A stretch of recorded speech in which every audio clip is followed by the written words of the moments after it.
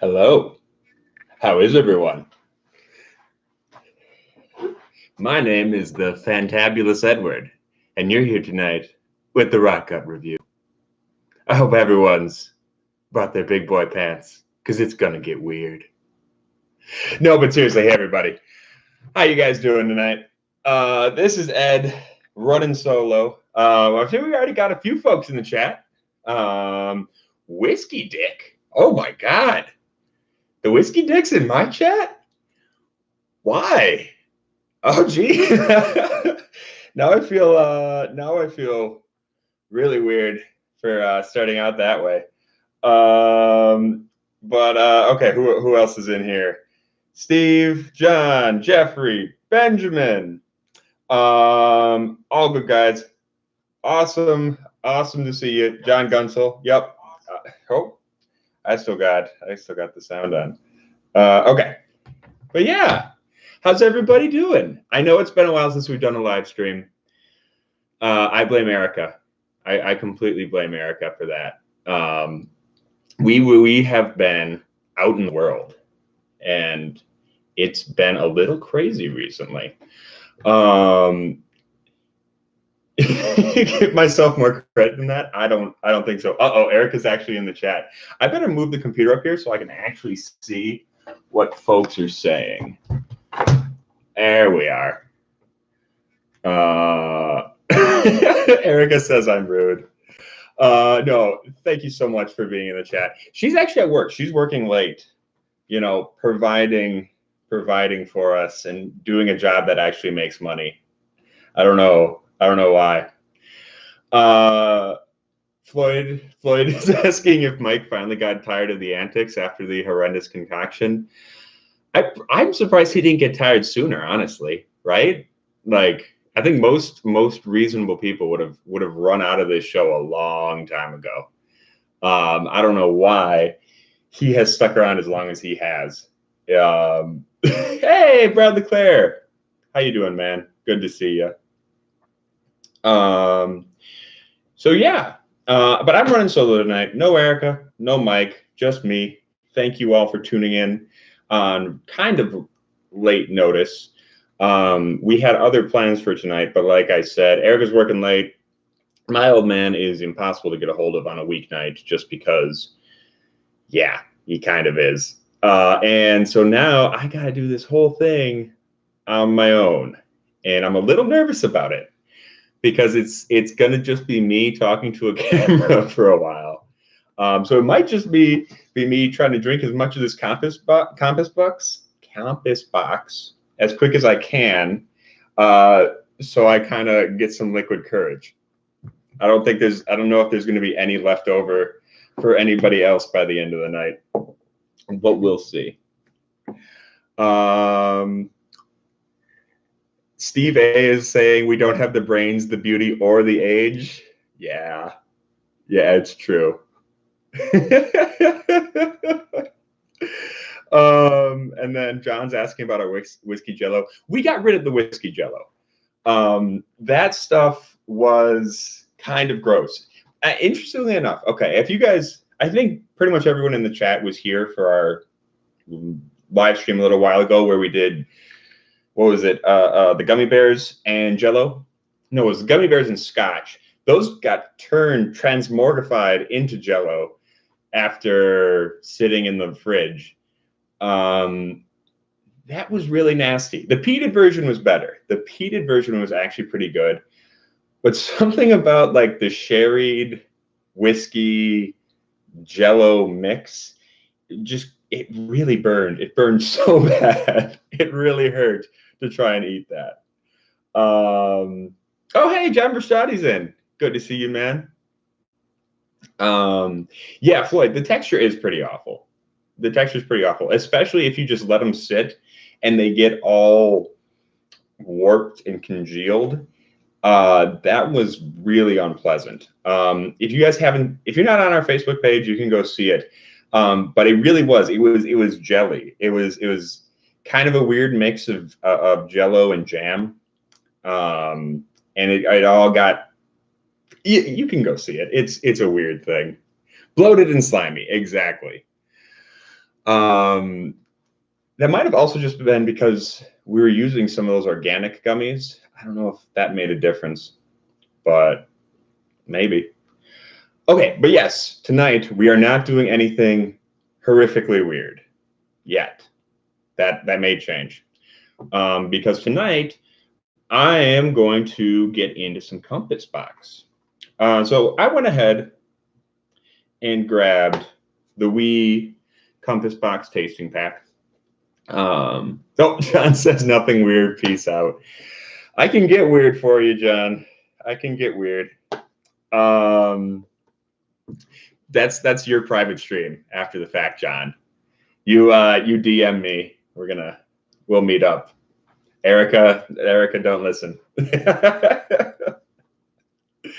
So it's Peat Monster, Spice Tree, and the Spaniard. So it's 3 of their regular releases.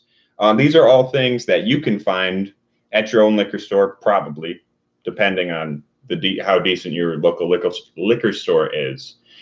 I know that Spice Tree used to be it was a limited release, and then they got more hybrid barrels, so they're actually able to do more of it now, which is fantastic. I really haven't gotten into Compass Box much, and I am kind of ashamed to say that. Is it the Story of the Spaniard or the Spaniard? This one is, I believe it's just the Spaniard. Yep. No, this is the Story of the Spaniard. Yep. It is the Story of the Spaniard. So there's no actual Spanish people here. It's just someone talking about a Spanish person, is what I gather. Benjamin, hi, my name is Benjamin, and I have not had Compass Box. Yeah, it's kind of a sad thing to admit, because they've taken the world by storm. Just as an independent blender, putting together really fantastic whiskeys. And what I really like about them is if you go on their website, because I hopped on their website. I tried to avoid seeing the tasting notes, but you can go on their website and you can see a very detailed PDF of like pretty much every single thing and what exactly went into it. And they tell you, where it came from, and the barrels it was in, and the proportion of each. So we know, like, for example, Story of the Spaniard is 56 some odd percent first fill sherry, 25% or so wine cask, Spanish wine cask. And then the rest, I think, was refill bourbon. And then like Spice Tree, this one I'm really interested in. I think we're going to start out with this one right away. I think we should get into this because this one sounds pretty cool. Because this, they took first fill American oak and blended, like made a Highland blend out of it. And then they took that, aged, put it all together. And then they took hybrid casks. So meaning the staves came from American oak and the heads came from French oak. And I'm really interested to see how that's going to turn out. I usually think of French oak as being more tannic, a little more spicy, which, I mean, makes sense. It is called the Spice Tree. But I'm wondering how much like influence just having the heads of the barrels be French oak is gonna, how much influence that's gonna make. It's like, because that's not that much surface area. The majority of the surface area of the barrel is gonna be the staves. But yeah, I guess we're gonna find out. So I shouldn't talk anymore. I should probably get sniffing.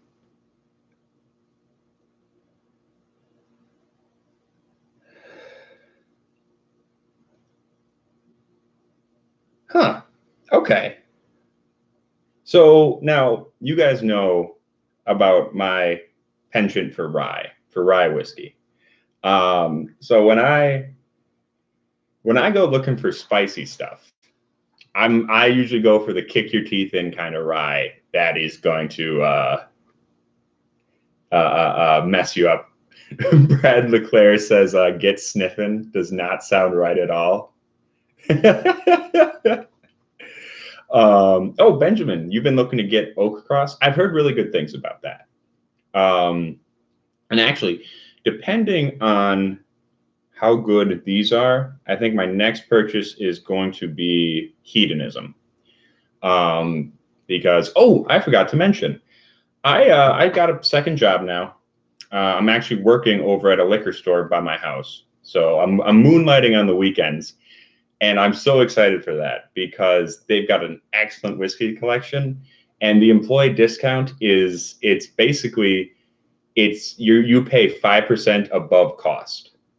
And that is going to be ridiculously dangerous. Erica has made me promise that I'm not going to buy anything right away simply because we are running out of room. If I could pick up the camera right now, I would show you our barrel. The barrel cabinet we have is completely full now. There's a lot of our scotch that's in tubes is running along this wall. And then all of our Colorado whiskey is just over here out of sight. Because we bought so much Colorado whiskey when we were out there. It was a really fantastic trip. Floyd saying, oh boy, Ed is going to spend his paycheck at work every week. Yeah. The first day, I will say the first day I worked there, I think I worked, I'm just working the cashier job. So like, I think I made $70. I spent $100. So yeah. And I don't know. We're gonna see. I think it's gonna be a lot of fun. I'm already enjoying it. Okay, first thing I'm getting off of this is orange marmalade. Yeah. Like that orange marmalade that you leave the peel in, so it gets kind of that zesty. It's sweet, but still the zesty bitterness. Jeremy, really all I hear is you need some more bookcases, shelves, and a whiskey room. That's actually going to happen, which I'm super excited about. I guess I can announce that now since it is coming up. So Erica and I are going to be moving soon. We're actually just moving within the same building though, which is nice. It's going to be real easy. But we're going to be going up to the third floor and we're getting an extra bedroom. And I've already found the corner that I'm setting aside for our whiskey / shooting space. So right now we've been shooting at my old man's house, and every time, first of all, it's not like a dedicated whiskey space, so that's not fantastic. But also every time we have to set up the lighting, we have to set up the camera, we have to set up our boom mic, and all that. So now we're going to be able to have whiskey-themed decorations. We're going to have a big shelf with all our whiskeys on it. We're going to be able to leave our lighting and our whole kit up at the same time, just going forward, which is going to save us a ton of time. And it's going to be nicer. It's going to be nicer looking for you guys. So I hope that's good because honestly, and I think our content's okay. Presentation isn't as good as it could be. It really isn't. We really do need a better space for shooting this stuff, which I'm hoping that will be. And eventually, we hopefully will get enough money put together for a second microphone. Because right now we're running on one boom, and it's okay. It's okay. It's not great though. All right. Anyway, talking about the whiskey. Yeah, so this is okay. This is not as big and spicy as I thought it might be. Bradley Clare is saying if you could short sell options on my liver, that's a dangerous proposition. You make a lot of money very quickly.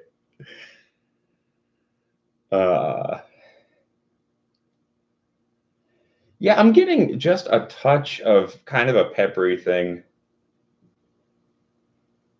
maybe a little bit of, I wouldn't even say it's like pepper. I'd say it's more like clove. Not even clove. Coriander?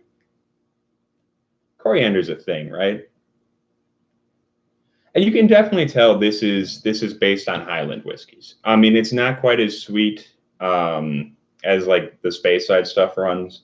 It's a little bit more astringent, in a good way. Just a touch bit more. Yeah, and there's a nice bit of kind of that tannic oak coming out now, which I'm guessing that's really the influence of the French oak heads. Let's get a sip, hey?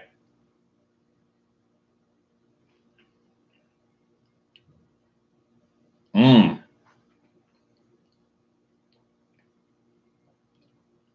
Oh, oh, that's good. That's tasty. Um, it's a little lighter on the mouthfeel than I was kind of expecting. I thought this might be a little bit more oily.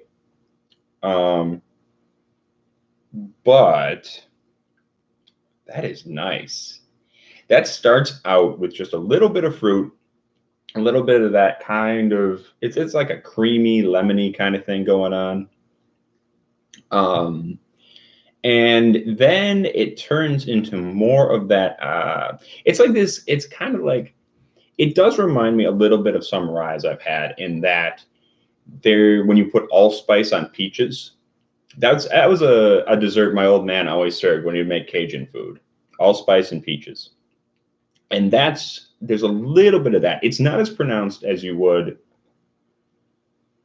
in other things though.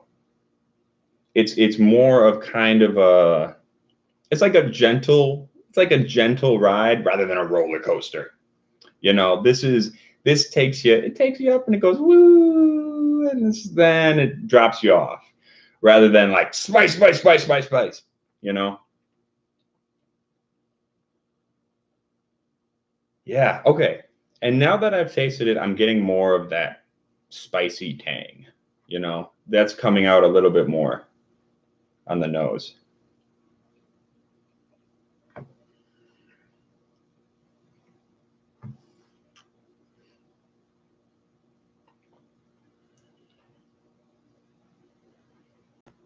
Yeah. Oh, you know what this reminds me of?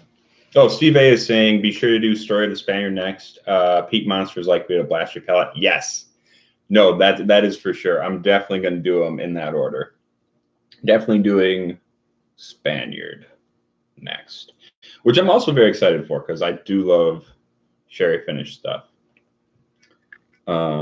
Steve A was also asking about his liver. I don't know if your liver's worth anything anymore, Steve. I think it's so damaged. It's so damaged. It's like an ecological wreck now.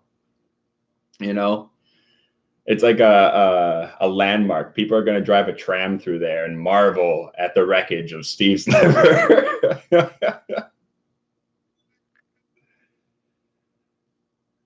Oh, okay.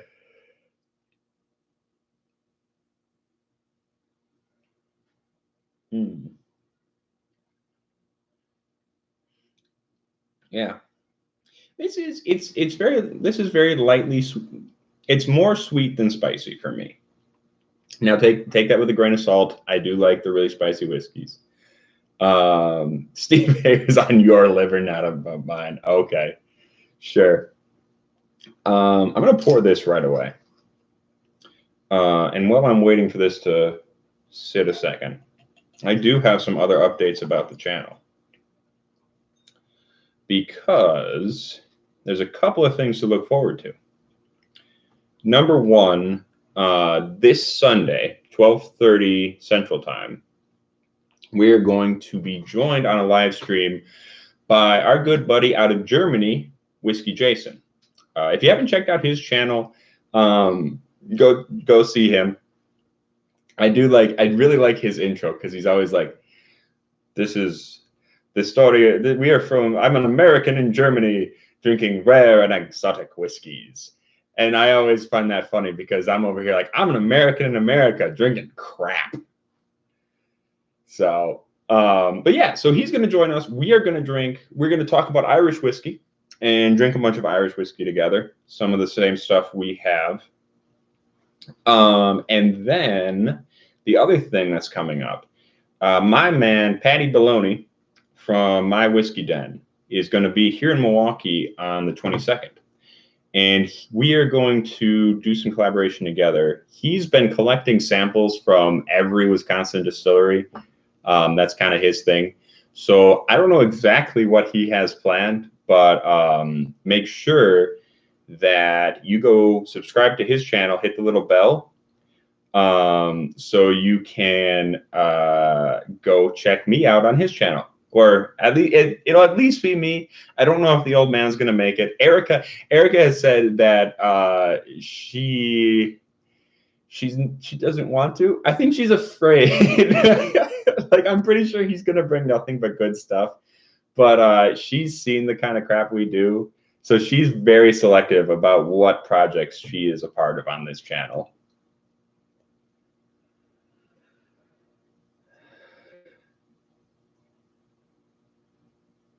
Floyd is saying, is that a rec league soccer jersey? No, this is the Dublin Gaelic Athletic Association jersey. So this is hurling and Gaelic football.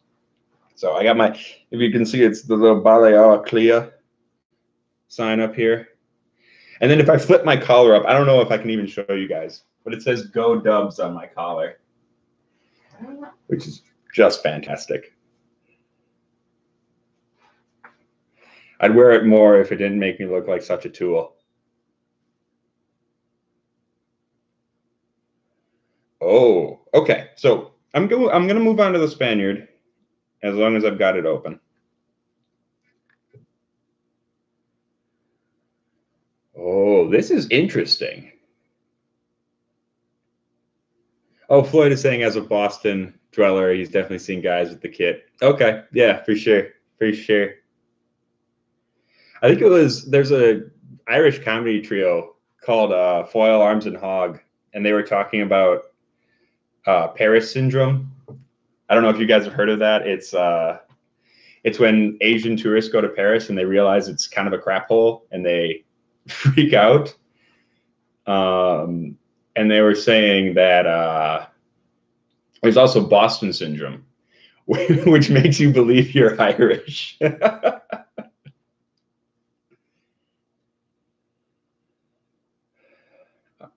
So, okay, first sniff on this. This is weird because I'm definitely getting the red wine kind of smell.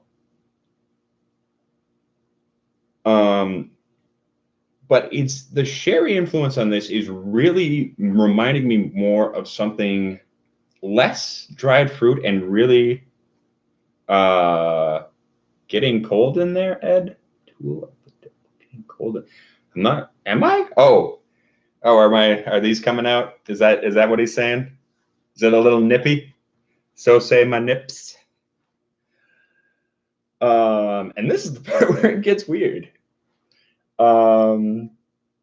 Yeah, but okay. First thing I'm getting off of this is kind of that rubbery sulfuriness that I get off of sherry, which I like. I like my sherry to come with a little bit of rubberiness. I think that's generally considered a fault. I have surprisingly erect nipples. I really do. I don't know if that's weird to say on YouTube.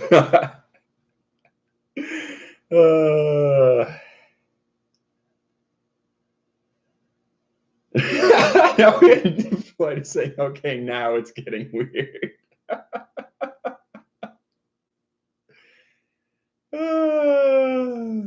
Yep. Yeah, and the red wine is kind of like just an accent.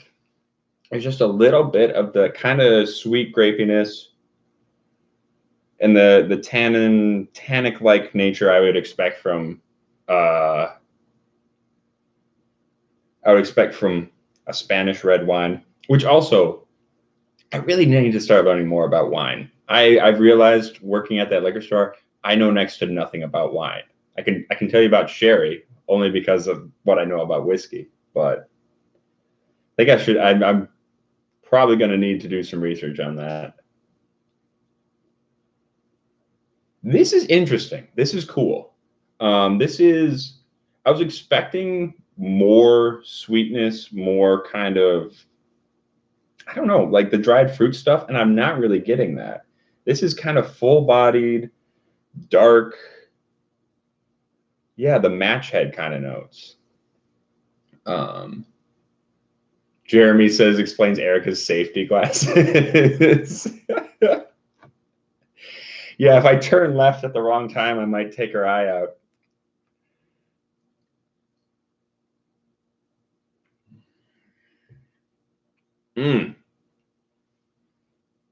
Okay, here we go. There's the dried fruit. There's the dried fruit, raisins. Not too much nuttiness, I would say. For something that was done in First Fill Sherry, it's not as nutty as I was expecting. It's like it's almost as though they just took a drop of amaretto and just like put it in a barrel. That's kind of what it reminds me of, just a touch of that.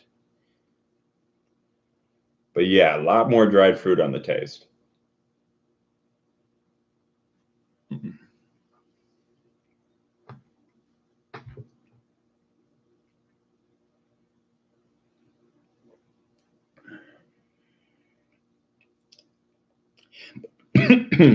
But it's still very,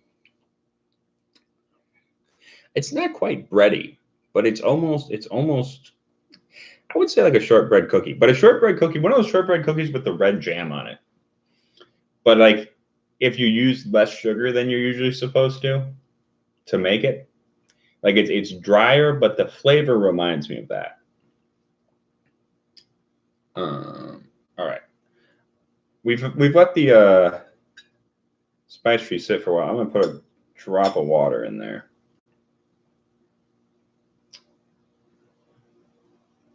Benjamin Eves is saying a thumbprint cookie.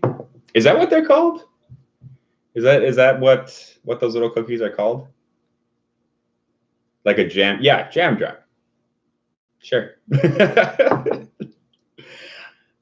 Everyone seems to know the name except me. Hey, Mr. Beaudry.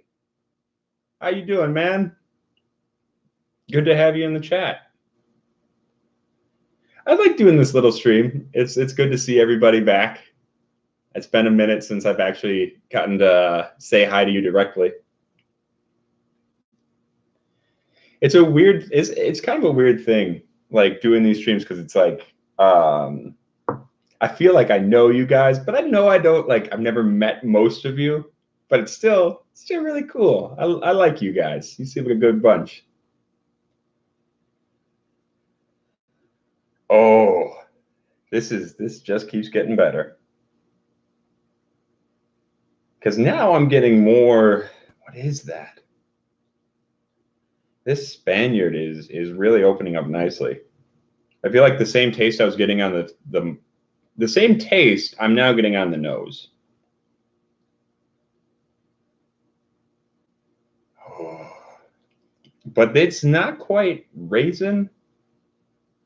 It's more like dried plum. Is that what a fig is? I'm not sure. Benjamin is asking, how did the Elevation Colorado mess with my alcohol intake? Not that much, actually. You think it would have more of an effect.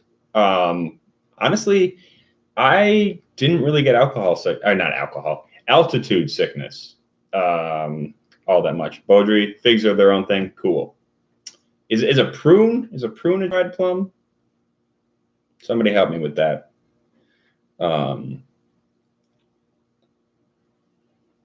There we go. Thank you, Mr. Beaudry.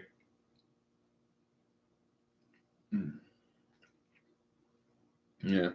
Benjamin, oh, you're saying you got dehydrated as hell last time you were in Colorado? Yeah. See, I had gone up there when I was a kid, and it was me and my family, and we were staying in Fort Collins. We stayed in Fort Collins for like a week, and then we headed up to the YMCA of the Rockies. And once we got up there, we got it so bad. Mostly just in terms of our mood. We were at each other's throats the whole time. Oh yeah, Fort Collins is a lot of fun. But yeah, so the first time I went there, yeah, we got it pretty bad. This time though, I really didn't have any problems. And I was kind of surprised. Like I noticed when we went up into Breckenridge, which is 9,600 feet above sea level. I did notice like once we got up there, my heart was going bum bum bum bum bum bum bum bum bum bum bum bum bum. But we were like running around the mountains and hiking and carrying on and all that. And usually I have pretty bad lungs. I've got pretty bad asthma. But I was doing fine. I was feeling super energetic. I was doing the Rocky thing, running up the mountains and shadow boxing and all that. And Erica actually was breathing pretty hard. Oh wow. Okay, coming back to the spice tree after. Yeah, coming back to the spice tree with a little water in it. This has gotten so vanilla-y, like really vanilla-y cookie. Like this doesn't, the Spaniard doesn't even smell sweet in comparison. Or maybe it's just a different kind of sweetness. This is like dark molasses with dried fruit. This is icebox cookie.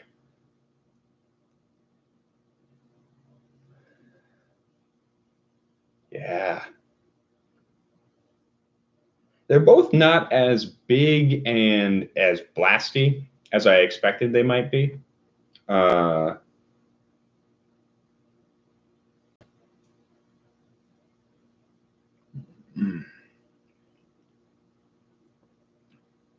feel like the water kind of took away the spice for me on the spice tree.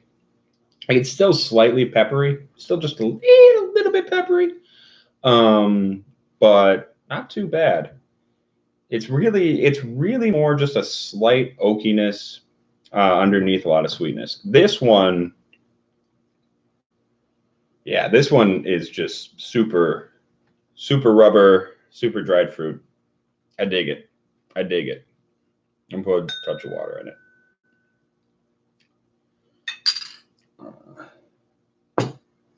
Floydian, speaking of Colorado and whiskey, I feel like I'm the only one who doesn't enjoy Stranahan's. Only had a few pours from my bottle, but that's just not clicking. Maybe I need to let it open up more. Maybe.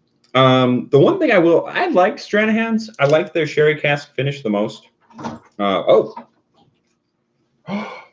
Look who's home from work. Hello. Erica just got back.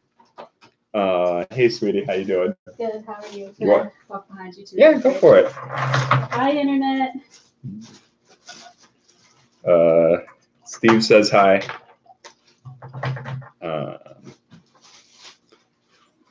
Jeremy says hi, honey punch. Getting a little too cutesy there, buddy. I'm stepping on things. Yeah. John says you finally brought some class up in here. No. You're greatly overestimating me here. I keep telling her that people adore her, and she gets so nervous about being on camera. She doesn't think you guys are that in love with her. I'll take praise well. Yeah. Oh, Beaudry's heading out. Bye, Mr. Beaudry. Thank you so much for stopping by. It's always great to see you. But Stranahan's. Okay. Here's the thing about Stranahan's. I will say, sherry cask, excellent. Diamond Peak, I think was fine, but probably not worth the money. It probably wasn't as, I don't know. It didn't come off as vibrant to me. Like I don't think the extra 2 years really did anything for it. Do you need to get through? I was looking for like a good moment to walk behind you. Go on. Hello again. John says he's very much in love with you. He's waiting in the bushes. We don't have bush. So that's weird for somebody. And Jeremy says you're the better looking of us, and she has good taste. That's why she's with me. Yeah, and I guess I think actually, and here's the problem. I think with the Stranahans, actually, Scott from My Bourbon Journey kind of put this in my head because we were talking about Old Elk, which we went to their tasting room when we were in Colorado. We were going to have a few more reviews from them, but he was talking about how any high malt thing, he gets iodine, even if it's not peated. And I wonder, I don't know if necessarily I taste iodine, but I think sometimes with malt, because it's not just as big, that big crazy sweetness as corn, or even the interesting kind of dry fruitiness of rye. Sometimes if it's underaged, it does have this kind of weird chemical-y property. Which I don't necessarily hate, though. I think Richard Patterson is always going on about how good whiskey tastes a little bit like baby puke. I don't know if that has anything to do with it, but I don't know, and I don't necessarily think that's for everyone, though. I guess it really depends. I think that's probably. I think if you look at something like Monkey Shoulder, because I noticed it a little bit there, is where I don't know about the new recipe because I know they've switched it up. They've switched up what they're blending. But I do think there's a little bit of truth. Like you get there's a almost sickly sweet underlying note. And I'm wondering if maybe that's kind of the same with Stranahans. I don't know. Floyd says he just doesn't get the great flavors everyone else mentions, like marshmallow. Okay, I mean that's fair. I definitely get the marshmallow. I think that was one thing me and Erica picked up on right away, was like burned marshmallow when we did their little tour. Yeah, I don't know. That's might not be for everybody, which is fine, Also, we did get to try their Snowflake. Well, what was it? The 2014 Snowflake. And I got to say, that was interesting. Like, it's a really interesting whiskey. So that one was done sherry, cognac, and cherry wine. So wine, yeah, cherry wine, not sherry wine. And it's interesting. I think it was just too much. Like you throw all those influences together, and sometimes they can meld really well, and sometimes they end up just fighting each other. And I think in the case of that year's Snowflake, it just kind of they were all at each other's throats a little bit. I don't think they were playing quite as nicely as they needed to. So I don't know, but. Yeah, overall, I really like the Stranahans tour. Nice folks. Really nice folks. Okay. This is with water. It's coming out a little more dry. A little bit more woody. Still a lot of that match head thing going on.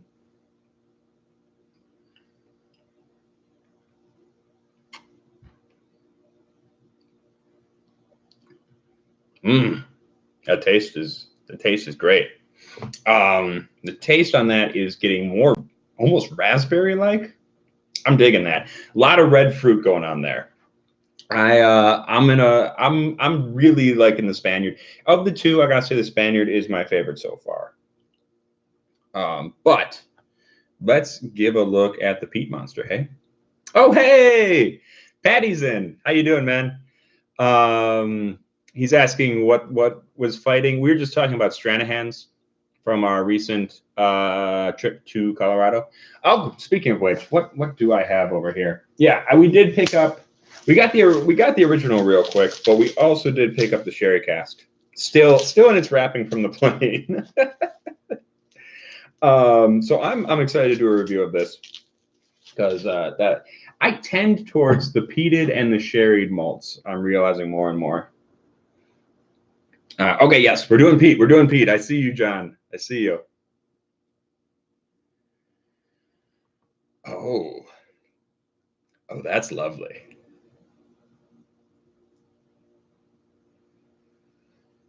Ooh.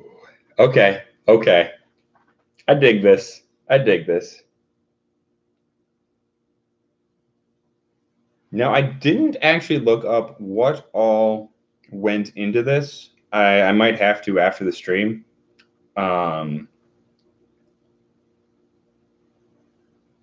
Because it's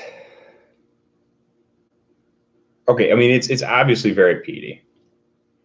It's got that ashy smoke, a little bit of that iodine, but there's also kind of a bready sweetness under there. And it's not as salty as other stuff. Yeah, it's not that super sea salty kind of thing, but it's more. It reminds me more of like if you set a pine tree on fire. Which actually, what was it? It was the last thing I had that reminded me of that was Ardbeg Drum.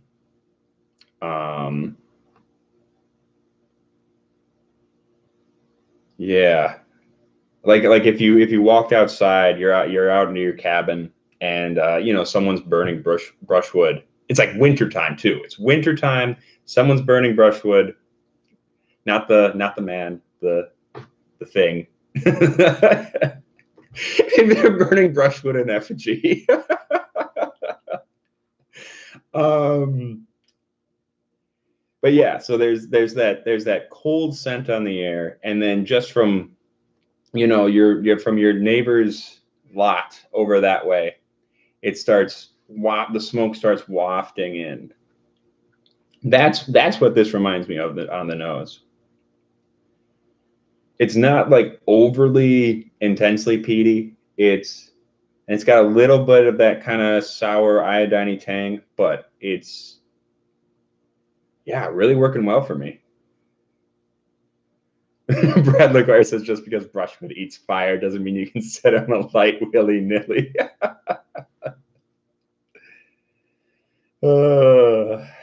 That'll be a game. That'll be a game at at the Crowded Barrel celebration. Whoever can light the hem of Brushwood's shirt on fire without getting noticed. Please don't actually do that. That's incredibly dangerous, and I'm sure everyone knows I'm joking.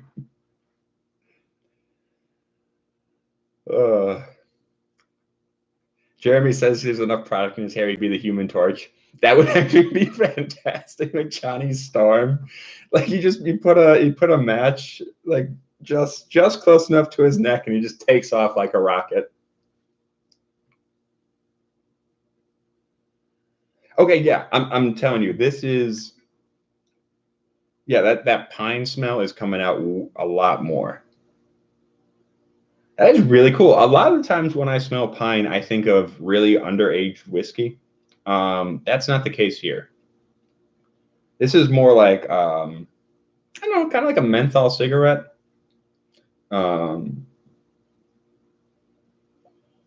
Yeah. Okay. I'm gonna get a sip.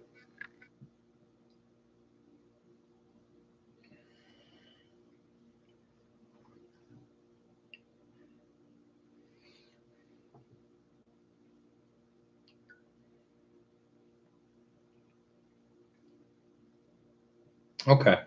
That's interesting. I don't think that menthol cigarette kind of thing transfers over quite as much as I was expecting. Still iodine, still smoky. Yeah, not quite as mentally. Almost more like camphor, like the Vicks Vapor Rub. Yeah, and I'm not getting that.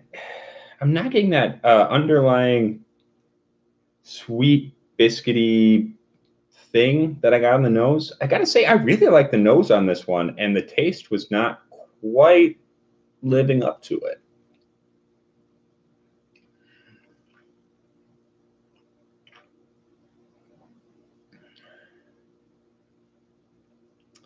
Brad's saying, now if you trust me or don't, blend them all together. All right. I'm always up for that. Benjamin says, someone get a flaming Dr. Pepper near Bushwood and see what happens. Okay, yeah. We gotta stop planning the murder of Brushwood in this channel.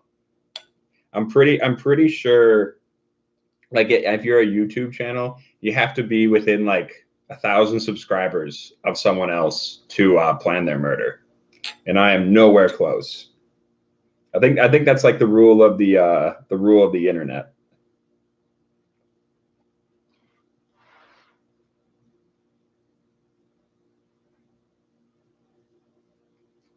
Floyd says it violates some Whiskey Tribe bylaw. I'm sure it does. I feel like if you have to write a rule about that, that's a bad sign. Better than Rule 34, at least, Ed. I don't know, Steve. I ship me in Brushwood. I'd watch that DVD. Yeah. If by some chance Brushwood sees this, I'm down to clown with Erica's permission.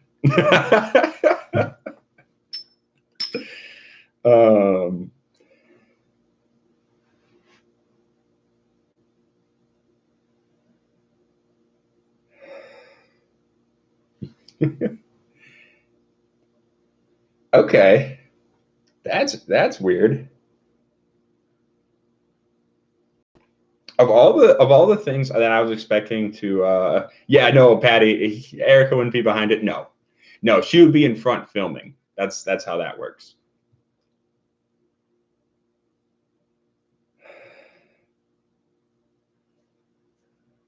This is kind of cool. I'm getting the Erica's characters came out and stared at me.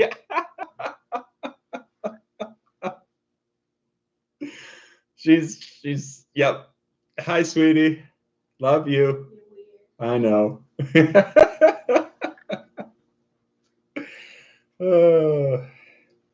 John, Jeremy's saying she knows how much I'm insured for. Yeah, pretty much.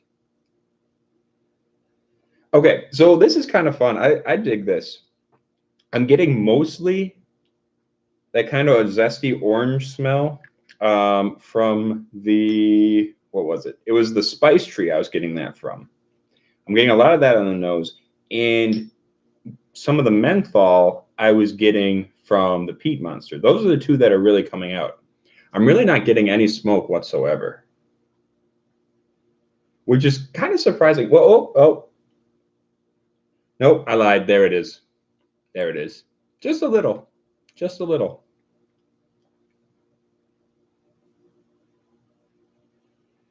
Yeah.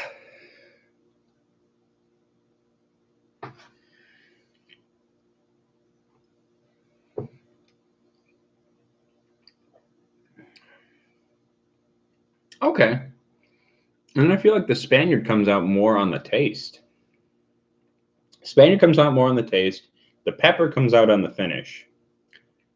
This is weird. I would be interested if we had more time. I think I might just let this sit for after I get off stream. I might just let this sit, put a cap on it, and see how this mixes together. Because right now, there's a few flavors I'm picking out like big time. Yeah.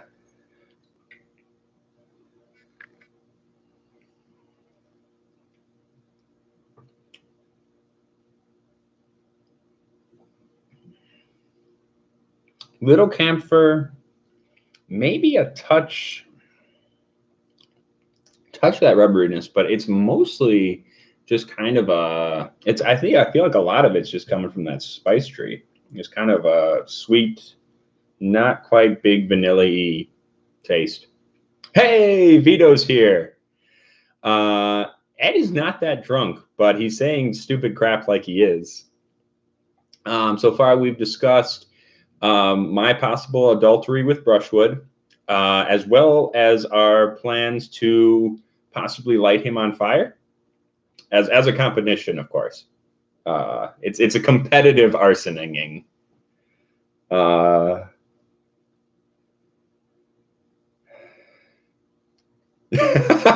Flood was Floyd saying you missed me making the chat super uncomfortable. Oh, which part made you uncomfortable? Because like I feel like there's a ton of options, man. There was so many chances for people to get uncomfortable. Was it the part where I rubbed my nipples? Because I'm sure that freaked a couple people out. I've seen those pasty nips. My nips are pink, thank you. It's just everything around them that's pasty.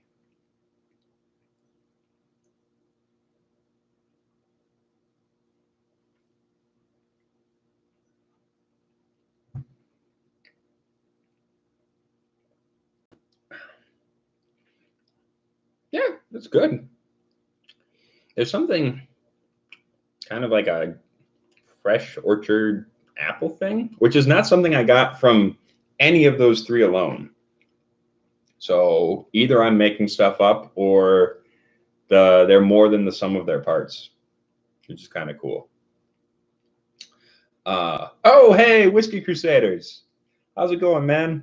Matt, I'm guessing probably. I don't know. Maybe it's all the Crusaders. If it is, hey, everybody. Yeah. So I'm gonna take a couple more swigs of this.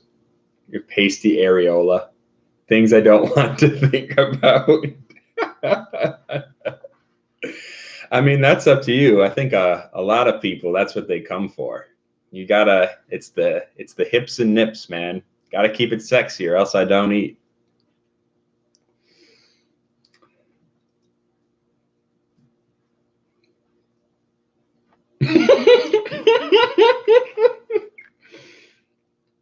I'm sorry, guys. Every time I say something terrible, Erica comes and just stares at me for a little while.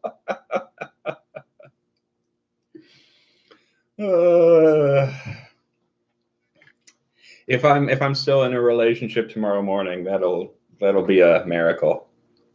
Oh God, she did it again.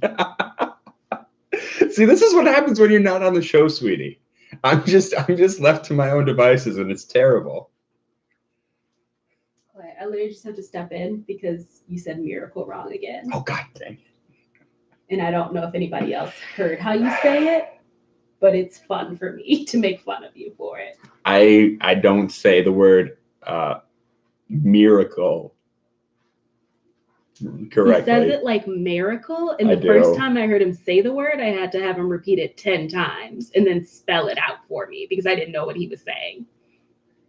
I'm going back to my hobbit hole now. Jeremy says, Erica, honey loves sweetie. Ed needs adult supervision. He's fine. He's doing great. Everybody's loving the nipple talk. And Vito loves your hair, so that's cool. Thank you. I have bangs. Yeah, no, okay. For whatever reason, I don't know why, I say the word miracle. I say it miracle, which apparently is very specific to, it's a linguistic thing, very specific to one section of England. And I don't know where I picked that up, but I've been saying that since I was a kid. And Erica loves to make fun of me about it. Mayor Rickroll. Yeah. I will never give you up, Jeremy.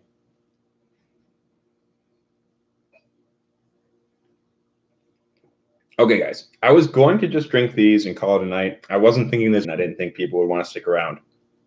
But I do have one more blended malt. Not a Compass Box thing, actually. Douglas Lang. If you guys are willing to stick around, I might break that out real quick.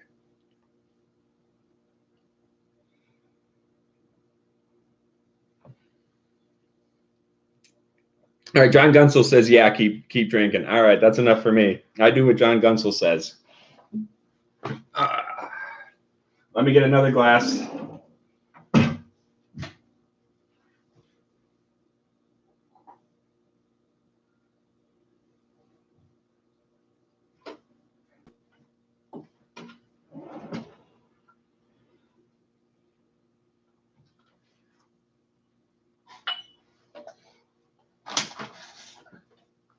All right. So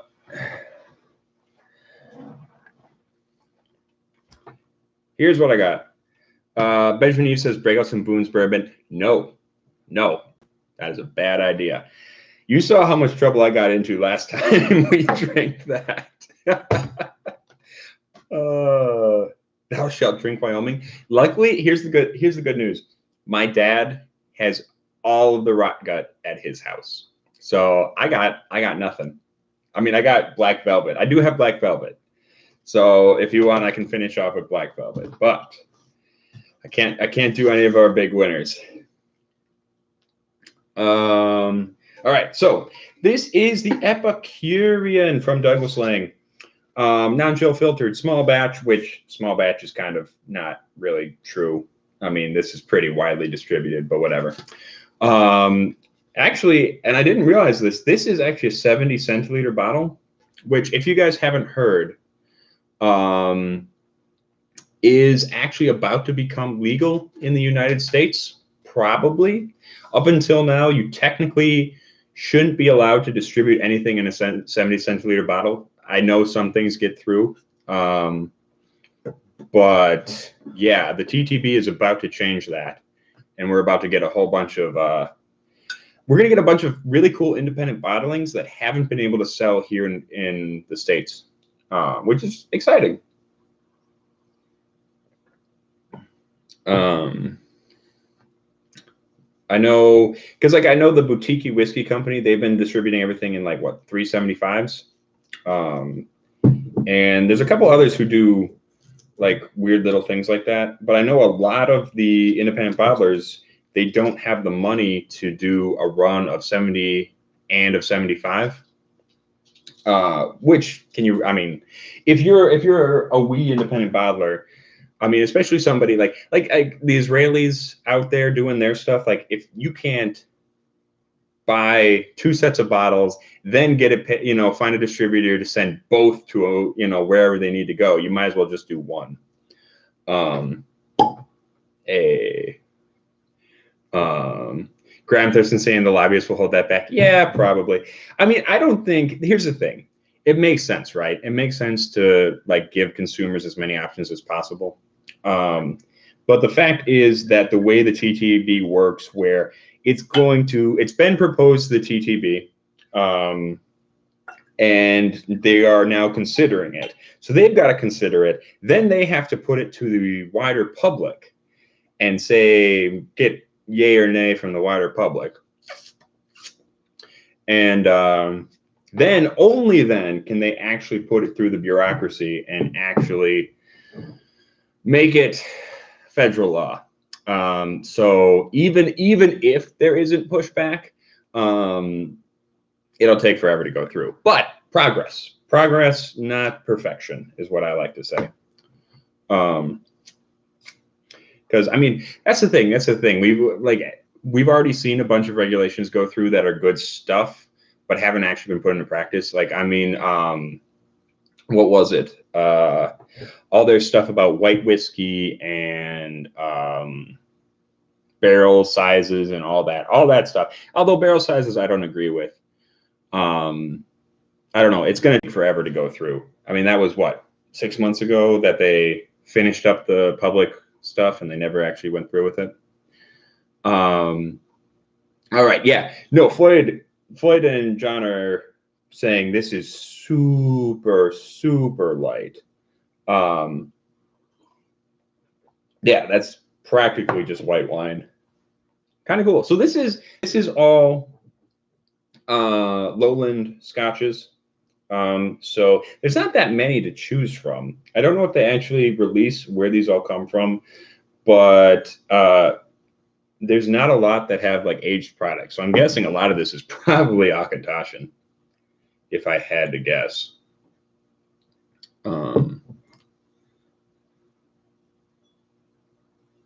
Steve A, need to allow different barrel sizes. Oh yeah.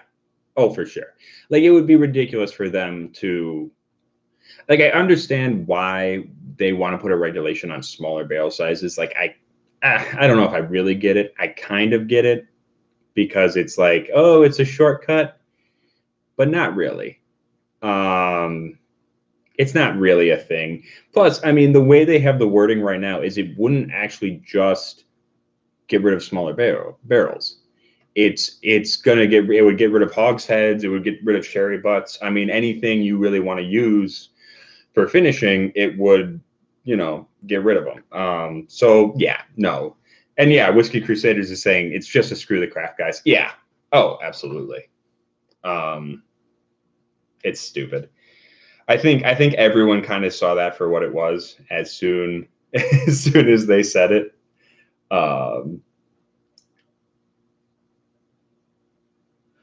Okay. This is actually okay. Now, keep in mind this is a neck pour. Actually, this is one of the ones I bought on my shift. My first shift out, I bought this because it was on. We have a little Red X thing, and so this was half off already, and so I was like, yeah, I'll grab that. But so this wasn't moving very well, so I got it really cheap when I bought it, and I'm wondering. Yeah, that smells young. That smells pretty young. There's a little bit. Reminds me of hay, and maybe like just a slight hint of lemon. Maybe a tiny bit of apple.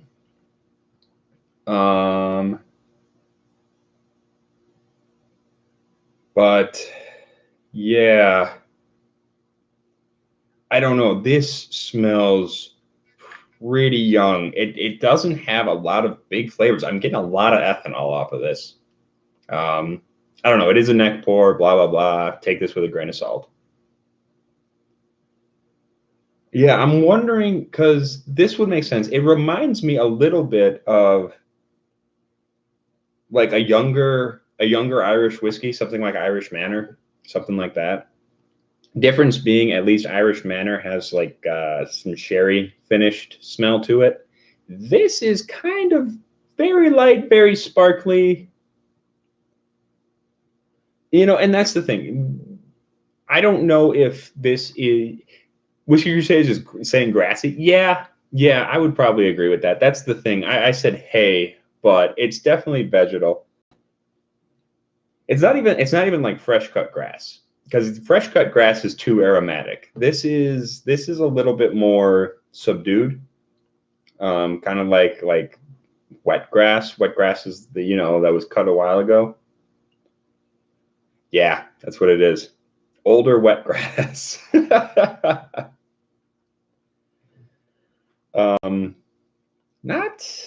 don't know. It doesn't smell terrible, but if my guess is right and this is a lot of Auchentoshan, that would make sense, because it smells lighter. It smells a little bit more like triple distilled malt.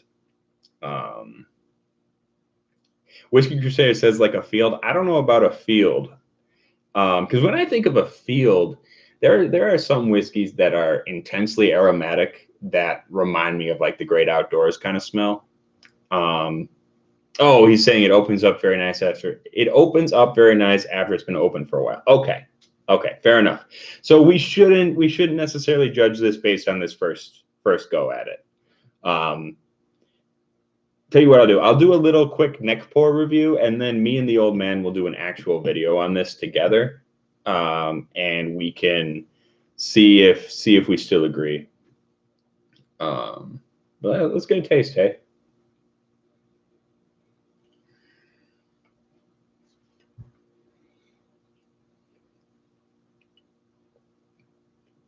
Oh yeah, that's got to be Auchentoshan. That has to be, or Auchentoshan. That's got to be, because it's light, that's appley, just a hint of that kind of toffee stuff. I mean, I could be totally wrong. This could be a different lowland, because I mean, until like the new distilleries start putting stuff out. A lot of the lowlands are very similar in style. But yeah, it's light, it's fruity, it's green appley, it's kind of everything I would think if it was triple distilled. Floyd says the color reminds me of Auchentoshan. Yeah, that's the thing. I'm wondering, this is either young or it was used in a really inactive cask. I'm guessing, yeah, we're looking at second or third fill. And at least some of this. Some of this might be first fill, but yeah. It's okay. It's very okay right now, I would say. Not undrinkable, pretty, actually very good by the standards of this channel, let's face it. But maybe not quite, especially coming off these three. Yeah, coming off of these three, this tastes pretty subdued and not that big. Bethany sloppy seconds. Floyd says this channel has standards. We have something. I don't know if I can say what we have here on stream, but we have something. Which Crusade is saying more like Auchentoshan than Glenkinchie. Yeah, you're probably right.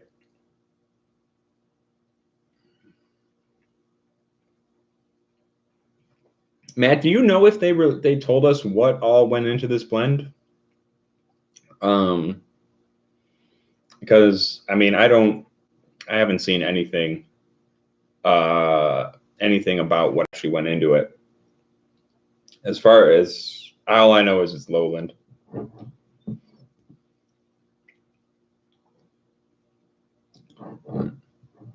Also, I gotta say one thing. I like that everyone is like, oh, non-chill filtered when it's 46.2% alcohol. It's kind of like, yeah, you did the right thing in not chill filtering it, but there wasn't really any risk associated with that choice. Like, you were bottling it at 46%. You weren't really risking anything by doing that. Charles Ashworth. Hey, Charles, have you been in here before? If you have, I'm sorry. Maybe I just don't remember your name, but thank you for tuning in. We went through their standard trio, Spice King, Peat Monster, and Story of the Spaniard. And then now we've moved on to Douglas Ling's Epicurean, which I was very epicurious about. But yeah, very okay. Not a lot to say about this one. We're going to see how it opens up. We're going to see what happens in a wee bit. I'll add this to our ongoing blend. I got a feeling it's just going to dumb this down. Oh, Patty's heading out. See you later, man. I will see you on Saturday. It'll be good to see you, man. So see you then. Brad Leclerc, the puns. Yeah. I'm punny. Okay. But we've now hit the hour and 10 mark. I think Charles, Story of the Spaniard, I liked that a lot. I think I don't know if it edged out Peat Monster though. I really like Peat and I really like Sherry. I like both of them. But I think the Peat Monster might have won this one out. Just because I think the Story of the Spaniard, really interesting on the nose. It really has a lot of the notes that I like from a sherried whiskey. It doesn't really pull any punches that way. But I think it wasn't, I don't know, it wasn't quite as good on the taste. Like, I don't know. I'm going to do some tasting and figure out which one I really like of these two. One way or the other. Yeah. All right. Let's try a little blend here. Oh yeah, that kind of killed it. That kind of just watered it down. Actually, the smoke came out more now. I think the Epicurean just mostly buried the spice tree.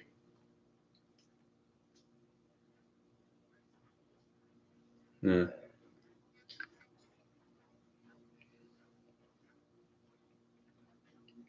Not bad. Yeah. Yeah, lightly peated, not terrible. Very, very fine. Okay, so I think with that, I'm going to call this a night before I get any sillier. Actually, I do have one last thing I need to ask you guys because I cannot find anything on Google about this. Does anyone know what the heck this type of glass is called? It's similar to a Glencairn, but not exactly. It's got this. It's the bulb is like a rim, and then it runs into like a chimney style thing. And I don't know. I have no idea what they call that. Glencairnish. See, when we were in Estes Park, which actually, this is from Elkins Colorado Whiskey. We were in Estes Park, and we were buying souvenirs from pretty much every distillery we would hit. And I saw this at that distillery, and I was like, I have no idea what that is. I'm gonna just buy it, and no idea what this is called. It's an okay glass, not as good as a Glencairn. So, all right. Tluck Parish Boy? Tluckay Parish Boy? I definitely haven't seen that name. He says, cool man, you rock. Oh, that's so nice. Usually these streams are just me absorbing abuse for an hour and a half. Benjamin, Stoll's whiskey glasses. Okay, cool. Yeah, I had no idea. Thank you, man. That's awesome. I'm glad to know what the heck that's called. But yeah. Oh, hey, Michael Hassett, you've been in here this whole time? Oh, nice to see you, man. All right. But yes, I'm going to call it a night. You guys stay tuned. Make sure you tune in tomorrow. We've got a Colorado whiskey review coming in. It's our Worst Whiskey Wednesday. And make sure you stay around for our future upcoming stream on Sunday, 12:30 Central Time, with our good friend out in Germany. So until next time, you guys stay tuned and stay rotten.